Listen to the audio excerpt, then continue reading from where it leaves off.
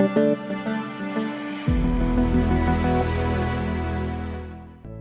to hard reset Galaxy S25 FE.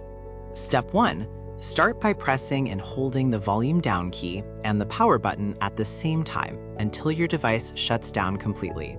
Step 2. Next, press and hold both the volume up and power buttons simultaneously. Then connect the phone to a computer using a USB cable to initiate recovery mode. Step 3. Once the recovery mode screen appears, release all buttons immediately to proceed. Further guide is available in the description below.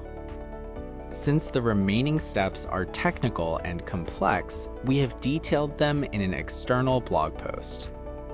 Make sure the device has at least 50% battery or remains connected to power during the hard reset. After the hard reset finishes, disconnect any cables and let the phone sit for 30 to 60 seconds before use. Open the link in the description to continue and finish the hard reset process.